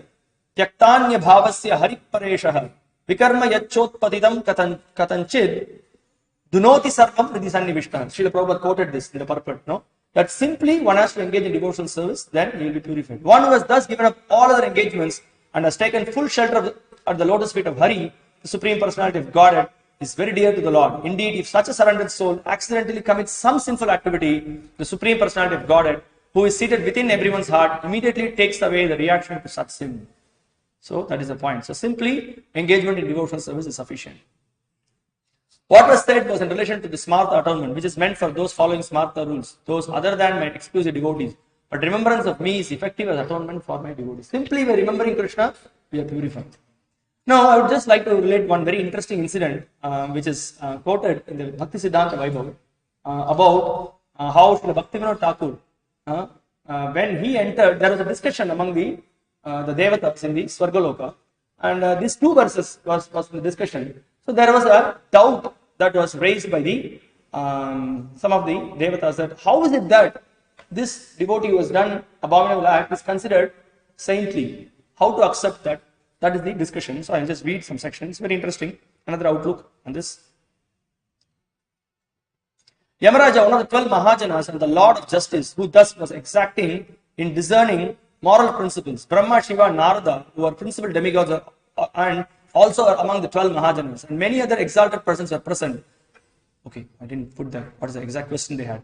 Even if one is most abominably behaved, if he is exclusively engaged in devotional service, he is to be considered as sadhu, because he is properly situated in his determination. He quickly becomes righteous and attains lasting peace. O son of Kunti, declare that my devotee never perishes. The translation of both the verses.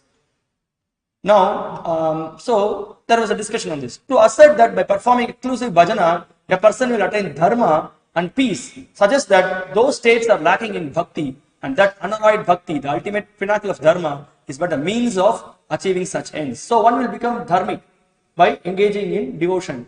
Oh, how to understand that? That means that the one attaining by engaging in bhakti, one attains dharma. How to? This is little. It's not so clear like that they were discussing. So now nobody is able to resolve this quandary. Srila Bhaktivinoda Thakur was there. He says, Srila Bhaktivinoda Thakur arrived there. All the demigods rose from their seats as a gesture of respect and then presented their query to him. Srila Bhaktivinoda Thakur settled the issue by explaining that in this context, Saha, he, refers not to the sadhu, but to one who, not being bewildered by the apparently abominable acts of a surrendered devotee, still considers that devotee to be a sadhu. He who so considers quickly becomes righteous and attains lasting peace. Moreover, by not attempting to impose standards of worldly morality on a sadhu, he himself soon becomes a sadhu. Upon hearing this conclusive elucidation, the demigods offered obeisance to Srila Bhaktivinoda Thakur. So the point is that they were all just wondering that by engaging in devotional service, when somebody looks at that, this person has fallen down. So he is saying that for someone who saw him like that, actually that is not proper. So he becomes dharmic immediately when he has realized that, oh no, it's not that. Because Krishna says that he is a sadhu, although he has engaged in abominable activity. So this is another outlook on this verse. That's an interesting one. Okay, so let's go to the next verse. Krishna considers, so he goes on to explain, extends this verse. What about when somebody does an abominable activity? Even if someone is born of a very bad background, if according to the conditions, even if this background is very bad, still the Lord is ready to help them. Text 32. So here is what the Acharyas say. But what is so remarkable about purifying those devotees who commit accidental or occasional sin? Even those who are the most sinful, by devotee association, become completely freed of ignorance and become specially liberated. This is expressed in this verse. It will take some 15 minutes. Text 32. Mam hi partavya pasritya episnyu papayonayah striyo vaishyas tata shudras tepiyanti param ghatim. O son of Pritha, those who take shelter in me, though they may be of lower birth, women, vaishyas and shudras, can attain the supreme destination. So Krishna goes on to explain how he is very merciful and how he is ready to take care of anyone who is from any background. Does not matter whatever is their background, but Krishna only looks for pure devotion. He only looks for the sincere heart in the life of a devotee. That's what he's looking for. So, Srila Prabhupada immediately quotes from the Bhagavatam that the famous verse, Kirata Hunandra Planda Pulkasha. One may be from any background, one may be from, irrespective of any background, from any lower background, doesn't matter. But if he has taken shelter of Prabhavishnave, but if he has taken shelter of Supreme Lord Krishna, and if he is engaged in his devotional service, the Lord purifies him. So that is the main point given here. That also shows the power of pure devotional service. Irrespective of whatever may be one's background, if he has taken shelter of Krishna, then he is purified. That is the main message of this verse. So, there is no disqualification. Someone is a woman, someone is a Vaishya, someone is a Shudra, does not matter. Anybody from any background engaged in the service of the Lord can become purified and can be elevated to the topmost stage of pure devotion. That's what we see in Chaitanya Charitamrita also. Kibha Vipra, Kivanya, Shudra Kene Noy. Hey Krishna Tattva Veda Shay Guru Hoy. Irrespective of any background, if someone is well versed in the science of Krishna consciousness, he should be accepted as Guru. How? That's the power of pure devotional service. Because by taking shelter of of pure devotion of Supreme Lord, engage in pure devotional service, one is purified. That's the whole point. So Srila Prabhupada concludes the purport with this point. This is possible only when one takes shelter of Krishna. As indicated here by the word Vyapashritya. One has to take shelter completely of Krishna. Then one can become much greater than the great jnanis and yogis. So that is the point. So this is the verse we said. Kirata Hunandra Pulinda Pulkasha Abhira Shumba Yavana Kasadaya Ye Necha Papa Yadapashayashraya Shudhyanti Tasmai Prabhavishnave Namaha. So this is the essential point. There are different races of people who are considered to be very sinful, but they are all purified when they take shelter of the Supreme Lord. And then the famous verse from the Bhagavatam is also quoted. Aho Batashva Pachato Gariyan Yajigvagre Vartate Namatubhyam Tepus Tapaste Juhuvu Sashnurarya Brahmanu Chu Nama Grananti Eti. So this is the point. When someone chants the holy names of Krishna, it is considered that he has performed all pious activities, all yajna, everything he has performed, even if he is from the family of dog eaters. So these are all some of the evidences from the scriptures which clearly proves that pure devotion is very powerful.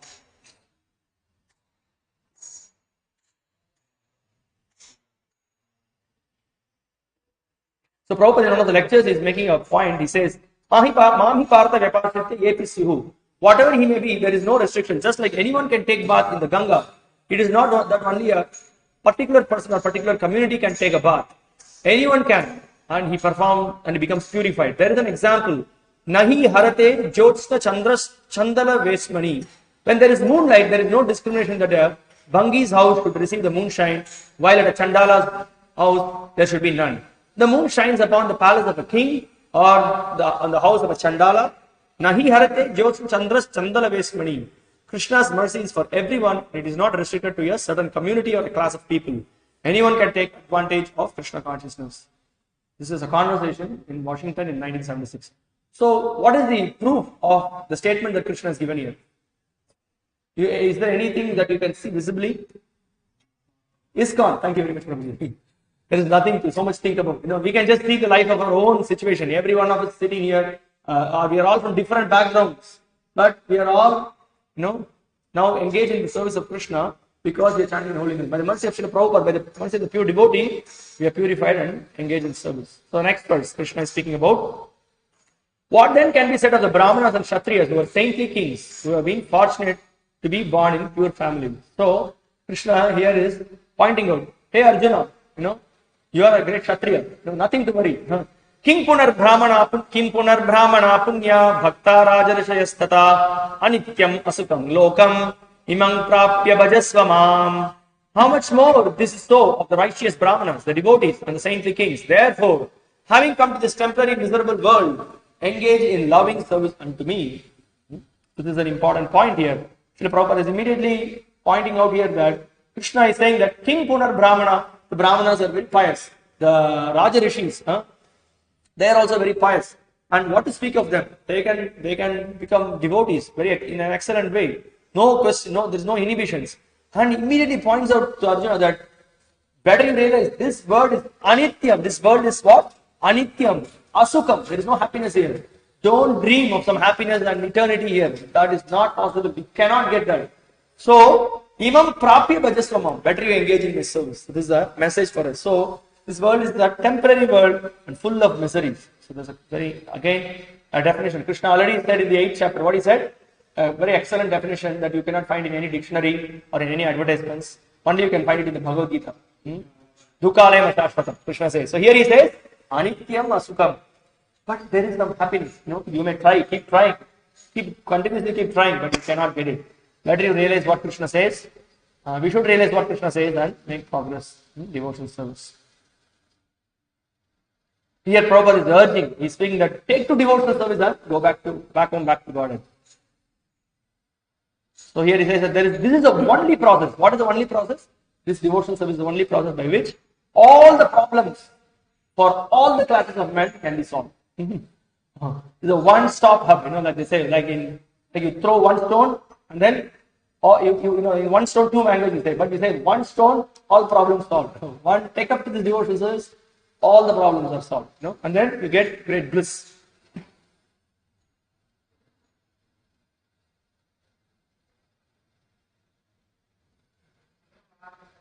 Okay, now we are entering the most important verse of this Bhagavad Gita chapter. Krishna is practically asking every one of us to become a devotee, and he is also showing how you can become a devotee. So far I have explained everything, so better you become a devotee, and how do you do that? Krishna is explaining it here. Manmana bhava madbhakto madhya jimang namaskuru mame vaishtasi yuktvaivam atmanam matparayanah. Engage your mind always in thinking of me. Become my devotee. Offer obeisance unto me and worship me. Being completely absorbed in me, surely you will come to me. So Krishna here speaks very clearly that you engage in my devotion service. Manmana, engage your mind in my service. Mad bhakto, you become my devotee. Mam namaskuru, you offer obeisance unto me. Mam evaishasi. In this way, you will definitely come to me. If you see here, Krishna, at least 6 times, we can see Krishna says to me, to me, to me, to me, to me, to me. So, very clearly says, and then one super intelligent ex-president of India, in his commentary, has said that it is not unto Krishna, but unto the unmanifested within Krishna. Where is that unmanifested within Krishna? Where is that word? Very clearly Krishna says it is unto me. That's why Prabhupada was furious when somebody spoke, it is not to Krishna, it is unborn within Krishna. So that is a nonsense idea. Prabhupada immediately points out that in the purport, sometimes unscrupulous commentators distort the meaning of what is clearly stated here, that all devotional service should be offered to the Supreme Personality of Godhead, Krishna. Unfortunately, unscrupulous commentators divert the mind of the reader to that which is not at all feasible. Such commentators do not know that there is no difference between Krishna's mind and Krishna. This we discussed before also. Prabhupada quotes it again many times. Deha dehi vivedoya neshware vidyate kochit. This is from Kurma Purana. The reference is Srila Bhakti-śāstra Sarvati Thakur is quoting in his Anubhashya.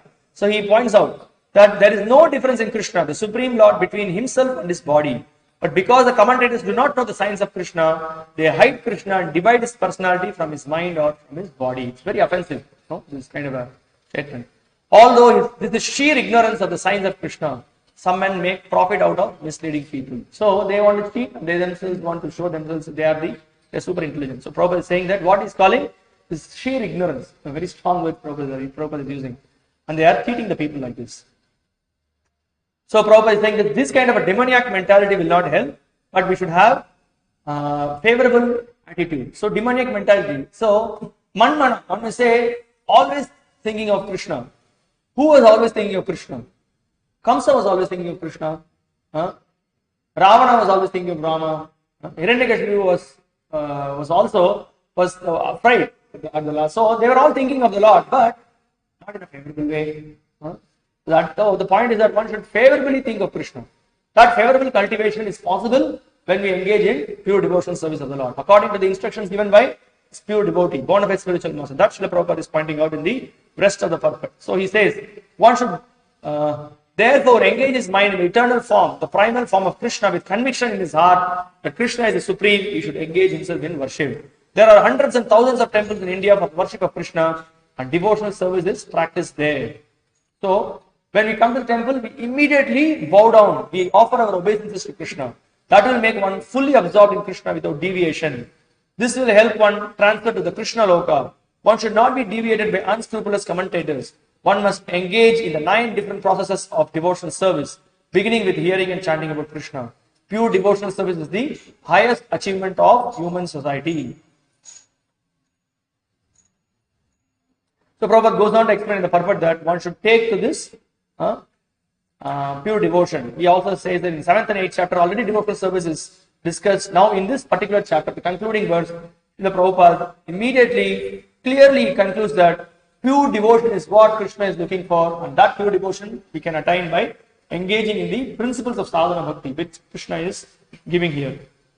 So that is the key point here, and we can see here in the commentary, Srila Baladev Vidyabhushan Prabhu is pointing out very nicely. I'll just read that section before we conclude. The person devoted to the king's servant, because he thinks of his wife and other things, though he thinks of the king also, does not become a real devotee of the king, completely identifying with the king's needs. But you should not be like that. You should be my devotee who thinks of me at all times. Manmana bhava mad bhaktaha. Have your mind like an unbroken stream of honey.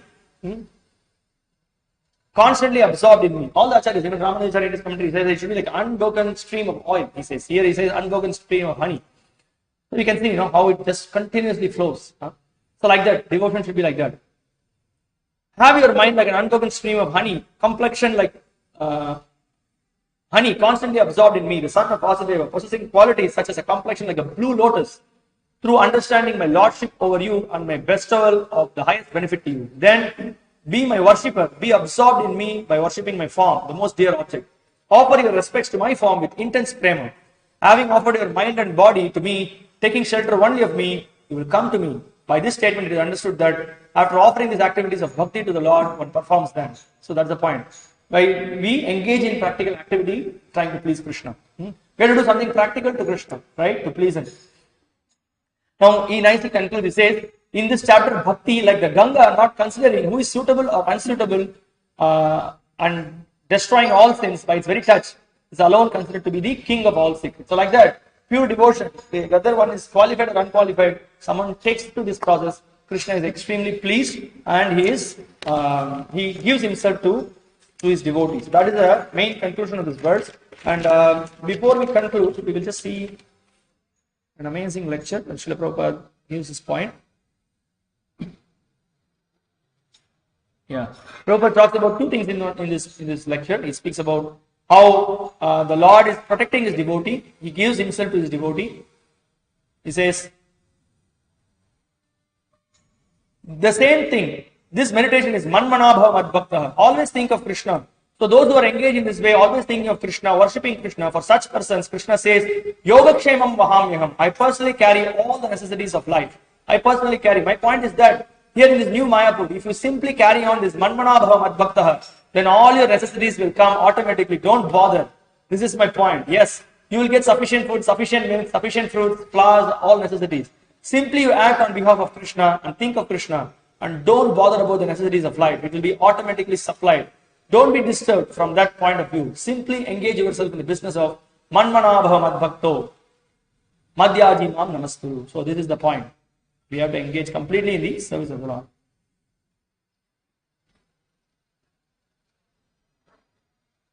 So he's another like Srila Prabhupada points out. Every one of us loves Krishna, but we are missing him. Therefore, we are placing our loving propensity wrongly here and there, and we are becoming frustrated. Krishna says that if you simply follow this process, manmana bhava mad bhaktaha, you come to me, come to your original lover. So this is the point, and I just want to conclude with a beautiful verse from Padyavali, which also makes an amazing point that how Krishna doesn't look for anything, one he looks for pure devotion, which is the central point of this 9th chapter of the Bhagavad Gita.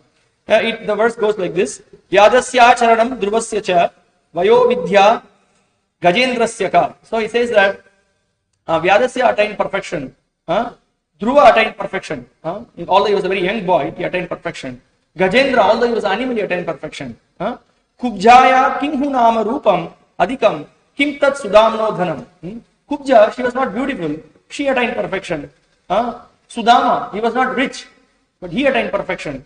Vamsakko vidurasya yadava patim ugrasya king paurusham. Vidura's wife Vidura also, his birth, he was a Shudra, but birth, he attained perfection. Then Yadavapati Ugra, he was not so powerful. He attained perfection. Then it says, he concludes by saying that Bhaktya Tushyati Kevalam Nacha Gunai Bhakti Priyo Madhava. But what is it that Madhava, what is he looking for? Nothing else. He just looks for that pure heart in the life of the devotee. So with that we will just stop. We took some extra time today. And anyway, another 2-3 minutes. If you have any questions or comments, you're welcome. Any questions, comments, realizations?